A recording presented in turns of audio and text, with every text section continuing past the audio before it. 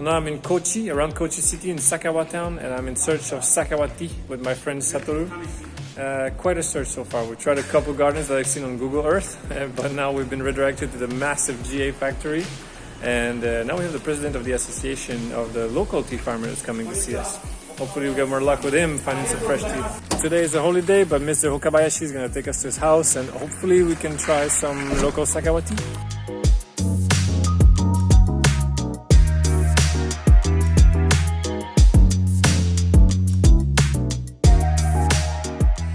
So we were in Sakawa Town and we met with Mr. Okabayashi.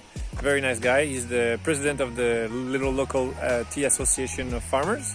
Tried a couple of teas, very interesting. We're going to meet him tomorrow again to see what his zairai looks like. Zairai meaning the seed-grown tea trees. Now we've moved on. We're in another new area called Nyodogawa, and it's like the Nyodo River. There's actually a very nice tea fields around here. This section here they're redoing, and this is the section that they're harvested. So mountain teas around the Nyodogawa. I have no idea what's here, but there's harvest up there, so we're gonna go check it out and hopefully find some good tea and good people.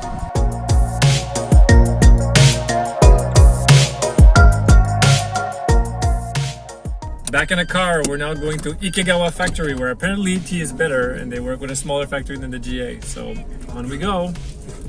Made a quick stop by the tourism association and there's somebody drying tea outside. It's actually some kind of local temomicha, so all made by hand, old Chinese style in the wok, like raw pure, hand rolled. I'm gonna try this.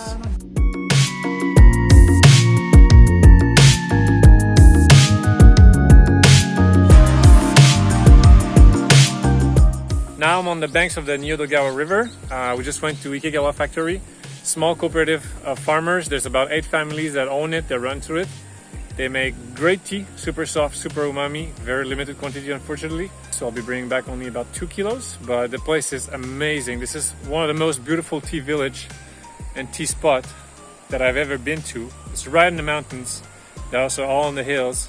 And it's very small family farming. Yeah, tomorrow I'm gonna ask a little bit more questions, I hope. But definitely I'm bringing back 1 kabusecha, shaded tea, and also 1 regular sencha, Yabukita cultivar, super classic, super straight. So I can't wait to share that.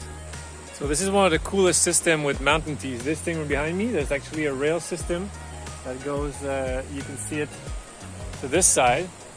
It goes down the mountain side, the ladder next to it. And this thing runs right up down the way to the factory. The factory is where the road is right here. If you follow that road, you end up to the factory. But because the tea fields are also in the mountain, they're on the big slope, you don't want to carry this. And a lot of the cars can't go up the roads anyway. So you have to go there by foot.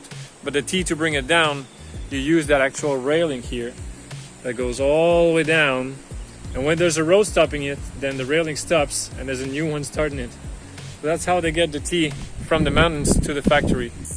Hey, so quick update. That is day 1 of trying to hunt the infamous Tosa cha, the tea from Kochi prefecture on Shikoku Island. It's actually not at all infamous. Actually, there's not that much tea here. It is now for me because this is starting to be quite a ride just to get it. It's the middle of the Golden Week now, so no inn, no Japanese inn, no hotel, no business hotel, no nothing. Everything is booked and full. All there is that beach where there's actually other people crashing with us. Pretty cool. Tomorrow, doing it all over again and buying some tea. Yay, that's the life.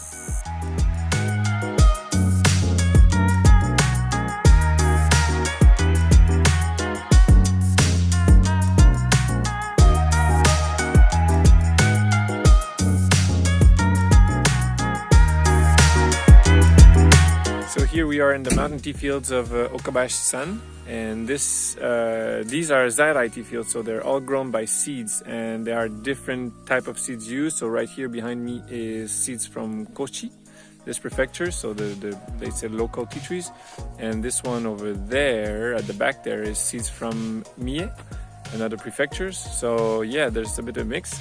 This garden is very rarely harvested. It's far up in the mountains and there's not a lot of labor to help him with the harvest. So I don't know if he's gonna harvest it for a while, for a few more years. And behind me here are all like tea trees that he stopped harvesting. They're about 30 years old, and all of this behind me is tea trees actually, and they're pretty big. And they have the new shoots also, so you could harvest them, but it's just too much hard work. And yeah, so right now they are weeding the tea trees over there behind me. So they are removing all the weeds that come through. This is too far off and they don't make enough money to spray or put any chemicals in there. Just let it grow and harvest it. Sometimes when they do have help, you can tell maybe by the shade of the tea trees that this is Zairai. So all the tea trees are a little bit of a different shade from one to the other. They're greener, yellower, whiter, darker. Each individual tea tree being grown from seed has a different genetic than its neighbor. So the garden is not as uniform as if you have all clones everywhere. So this is the parcel of tea tree that is from Mie. So it's from the mainland, the mainland Honshu Island, the biggest island in Japan.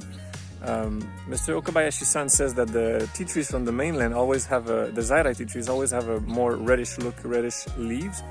And yeah, this is also quite typical of Zairai, which you don't really find in the normal clones. So you can see over there a patch of very, very red leaves. This tea tree here in the middle is different genetic from its neighbors around here that are way greener and brighter and that are flushing a lot more. So you see a lot more leaves, a lot more mature leaves. This tea tree is going to give a much better harvest than the one in the middle where there's not a lot of new shoots around.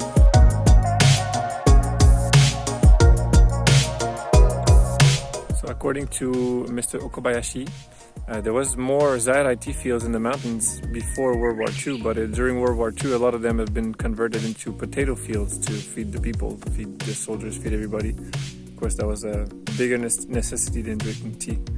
So not a lot of Zairai left in Kochi prefecture or just in Shikoku in general.